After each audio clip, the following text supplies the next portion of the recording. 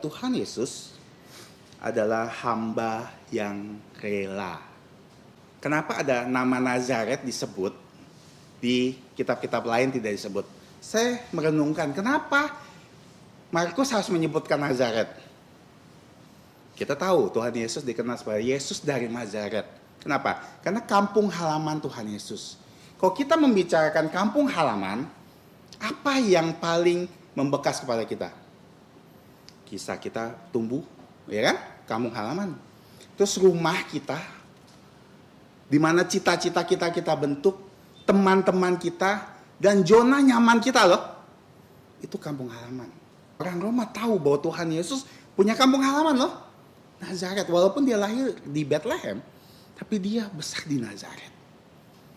Saat dia dikatakan, waktu itu datang Yesus dari Nazaret, di tanah Galilea, dia datang loh kepada Yohanes Pembaptis untuk dibaptis. Artinya dia sudah tahu waktu Tuhan, bahwa Tuhan akan memanggil dia untuk melayani 3,5 tahun dan kemudian dia mati untuk manusia. Jadi dia perlu memilih satu keputusan yang besar loh, yaitu dia akan meninggalkan kampung halamannya Nazaret untuk masuk dalam pelayanan.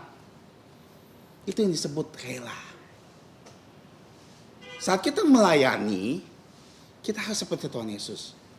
Kalau dia bilang, oh ini kampung halaman saya tidak mau meninggalkannya. Karena semua hal ada di sana. Tapi Tuhan Yesus lepaskan itu untuk mengambil tugas yang Tuhan kasih. Dia sudah 30 tahun. Kitab Yohanes katakan 30 tahun. Sudah waktunya dia memulai pelayanan itu. Ini soal pilihan loh.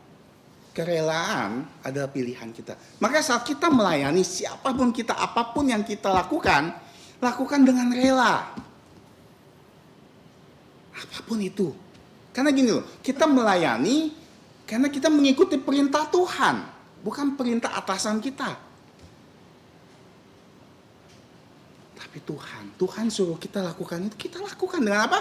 Rela. Karena Tuhan Yesus kasih contoh yang paling baik. Dia pilih loh. Zona kenyamanannya ditinggalkan.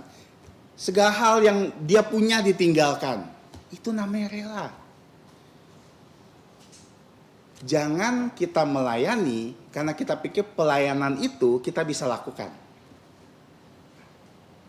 Karena pelayanan itu mudah untuk dilakukan. Karena pelayanan itu memang tidak ada orang yang melakukan. Bukan. Melayani adalah determinasi.